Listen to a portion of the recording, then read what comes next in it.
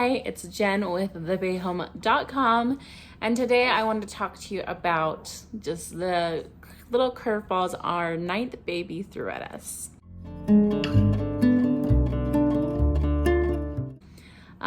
So first off, I talked about the birth, so if you'd like to, you can go back and watch that video. And the home birth textbook style was a great birth. It was only 7 hours long, and that was even like the first few hours weren't even like hard. They were manageable and easygoing, and then it got intense. And if you want to know more about that story, go ahead and go look at my home birth story on my page, and be sure to comment and tell me what your thoughts are. But today we are going to talk about my next struggle. So postpartum wise, I was doing really great. I felt good. Initially baby latched really well and all was well. But then in a few days into it, like baby had a lot of fluids to pass. So he was coughing up a lot, had a little bit of congestion, and that can all be normal. And so he would latch though and take a couple suckles, and then he'd unlatch. And so I just thought, you know, he needed to breathe, he needed to unlatch just to catch his breath because he was a little congested. So I didn't think much of it, and so I would just relatch him. And then normally I lay down and nurse my babies in bed. He wasn't having it, so I had my husband bring up this chair into our room so I could sit up and nurse him. And he still struggled with that. And so I just kept relatching him, thinking, you know, we're relatching, he'll nurse, and then we'll just relatch again. And then a few days into it, we realized that he was not getting enough milk. And the reason we realized this is because there were urate crystals in his diaper. So I sent a photo to my midwife because I wasn't sure what it was. And she's like, yeah, that's a sign of dehydration. You need to take him in. Well, this was on a Sunday, so nowhere was open for us to take him in. And it wasn't urgent because he didn't have any other signs of dehydration. And so we decided that we were going to bottle feed him that day and see if we could clear the urate crystals and get rid of them. So that's what we did. I had a little bit stashed up from when I was engorged.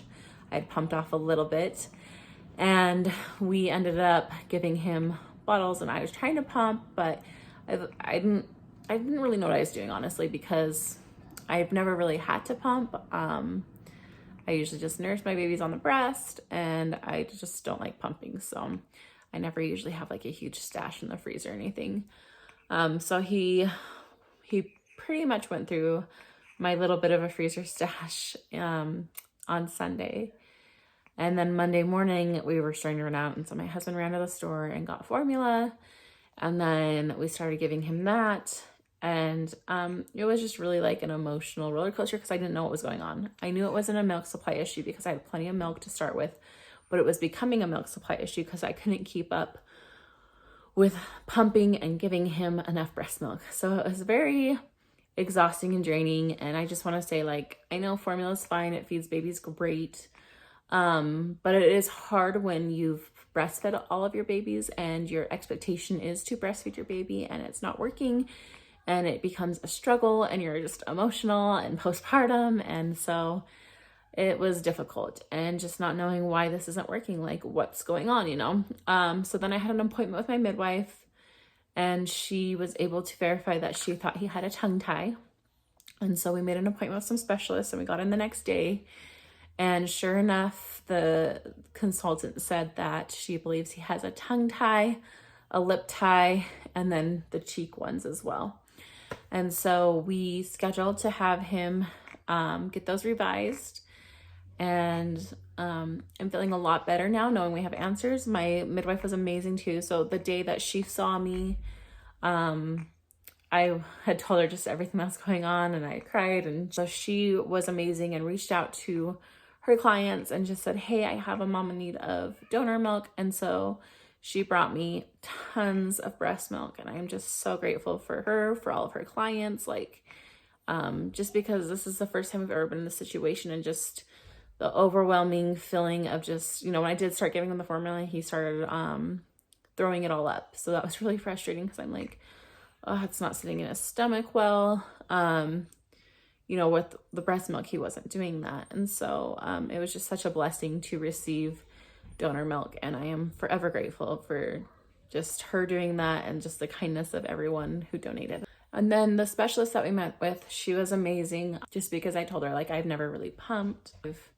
obviously like a little bit, but not because like my baby needs my milk, and it wasn't like the source of the food for the baby. You know, I was able to always do breast. So she was awesome because she told me what I need to do to increase milk supply. We talked about, I ordered this tincture. I actually have it right here, so I'll show you. Okay, so I ordered this tincture, Maxi Milk, and I'll include the link below, to help increase my milk supply. I met with a specialist and she said, you know, pump every 2 to 3 hours.